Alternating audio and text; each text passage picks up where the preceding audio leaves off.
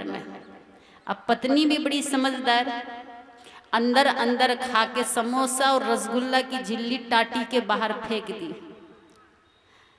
अब दूसरे दिन बूढ़ी माता जी सासू जी जो थी, झाड़ू लगाते लगाते टाटी के उस पार पहुंच गई तो देखा कि चींटियों की लाइन लगी हुई है। उठा के देखती झिल्ली तो चाशनी टपक रही थी। माता जी सोचती है कि चाशनी कहाँ से आई। दिमाग लगा लेती बूढ़ी माता जी, कल बेटा गया था हटिया, चाशनी तो लाया नहीं होगा, चाशनी के साथ में रसगुल्ला भी लाया होगा। लेकिन माता जी को क्या दिखता, केवल चाशनी। जो खाने वाले देवता हैं उनसे छुपाते हैं, और जो देवी देवता नहीं खाते उनको भोग लगाते हैं। इसी को हमारे हिंदू धर्म में आम जनता ने भक्ति समझ लिया है कि जो गुसाई घर में देवी देवता जो नहीं खाते उनको चढ़ाते। कितने लोग मालपुआ चढ़ाते पोहा बना के, कितने लोग खीर चढ़ाते हैं, कितने लोग बुनिया चढ़ाते हैं, कितने लोग केला सेव संतरा चढ़ाते हैं, फल फूल दूध दही कितना लोग चढ़ाते हैं।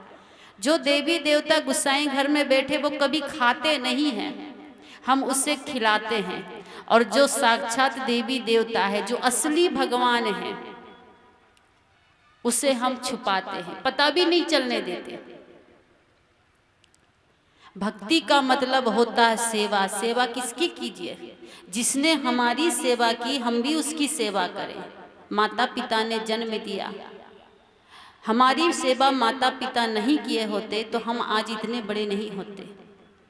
माता पिता प्रथम देवी और देवता है। 4 वेदों की रचना हुई, चारों वेदों में सबसे पहले ऋग्वेद बना, और ऋग्वेद का प्रथम मंत्र कहता है मातृदेव भव, पितृदेव भव, आचार्य देव भव। सबसे पहले माँ, वेदों में संतों ने सबसे पहले देवी माँ को माना गया कि माँ सबसे बड़ी देवी है। और हम माँ को छोड़कर, पिता को छोड़कर कहाँ भटकते रहते हैं, कह नहीं सकते। एक लड़का मास्टर बन गया पढ़ लिख कर। जब मास्टर की सर्विस लगी तो उसके घर में सत्संग का आयोजन किया गया। तो रेलवे स्टेशन से वो लड़का जब हमको लेने के लिए आया मोटरसाइकिल में, तो रास्ते में बात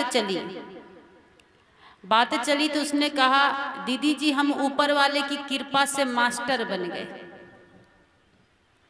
क्या कहा उसने? ऊपर वाले की कृपा से हम मास्टर बन गए।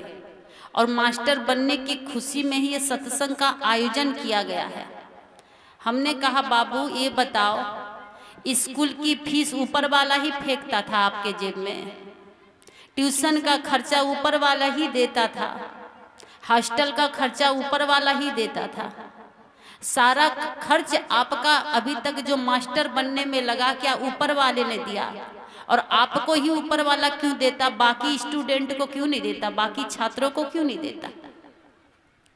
नीचे वाले की चप्पल घिस जाती है, धोती फट जाती है, सिर के बाल उड़ जाते हैं बेटा बेटी को लायक बनाने में। और बेटा बेटी जब लायक बन जाते कहते ऊपर वाले की कृपा से हम मास्टर बन गए, डॉक्टर बन गए, कलेक्टर बन गए। नीचे वाले ने कोई कृपा नहीं किया है। दिन भर खेत में काम करते हैं किसान बेटा बेटी के लिए, धूप हो गर्मी हो ठंडी हो, एक एक रुपया जोड़ जोड़ के रखते हैं कि बेटा को अच्छे स्कूल में पढ़ाएंगे।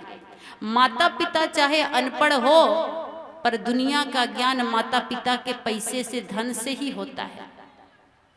बहुत माताएं कम पढ़ी होगी या पढ़ी नहीं होगी, लेकिन आज उनका बेटा हॉस्टल में पढ़ रहा है। किसकी कृपा है ये? जीवन भर नीचे वाला कृपा करता है, और हम जीवन भर कहते हैं कि ऊपर वाले की कृपा से हम मास्टर बन गए, डॉक्टर बन गए, कलेक्टर बन गए। संत कहते हैं कि भक्ति होती है मुक्ति के लिए। सदगुरु कबीर साहब ने कहा है, भक्ति नसेनी मुक्ति की संत चढ़ी सब धाए, जिन जिन मन आलस किया जन्म जन्म में पछताए। भक्ति तो है मुक्ति को प्राप्त करने के लिए, पद प्राप्त करने के लिए, पैसा प्राप्त करने के लिए, बेटा बेटी प्राप्त करने के लिए भक्ति नहीं होती। पर आज समाज में देखा जाता है कि सब भक्ति करते हैं, तो कोई पति के लिए भक्ति कर रहा है, करवा चौथ का व्रत रख रहा है, तो कोई बेटा बेटी के लिए। एक माता जी जितिया का व्रत रखी हुई थी। बिहार में जितिया होता, छत्तीसगढ़ में जितिया नहीं होता, मध्य प्रदेश में जितिया नहीं होता। मैं एमपी से आई हूँ, तो वहाँ जितिया नहीं होता। महाराष्ट्र में जितिया नहीं होता, गुजरात में जितिया नहीं होता। आपके बिहार में जितिया और छठ होता है। तो उस माता जी ने कहा कि दीदी जी, हम जितिया का व्रत रखे हुए। हमने पूछा, माता जी ये व्रत किसके लिए है? कहा, बेटा बेटी के कुशल मंगल जीवन जीने के लिए, जीवन के लिए ये व्रत रखे हुए हैं। आप लोग भी सब रखते होंगे बेटा बेटी के लिए व्रत। ईमानदारी से बताइए कि जितिया के व्रत से ही बेटा बेटी जीते हैं क्या? तो फिर मध्य प्रदेश के लड़का लड़की बेटा बेटी कैसे जीते हैं?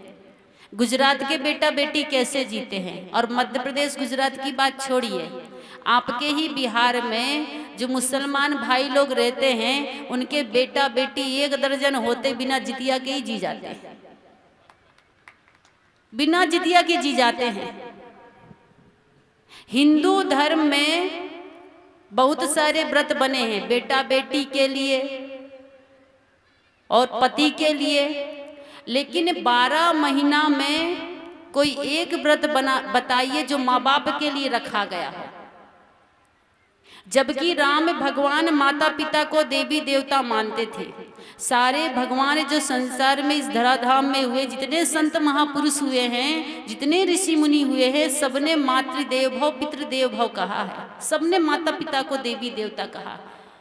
पर आज समाज में कहीं नहीं देखा जाता कि माता पिता के लिए कोई व्रत बना हो, बेटा बेटी के लिए व्रत। माँ बाप बिना व्रत के जिंदा है। पति के लिए व्रत बना है, पत्नी के लिए कोई व्रत है? पत्नी बिना व्रत के जिंदा है। अब पति व्रत रखने के बाद में भी चल बसे, स्वर्गवास हो गया। आज बहुत महिलाएं विधवा बैठी हुई है। क्या इन्होंने व्रत नहीं किया था?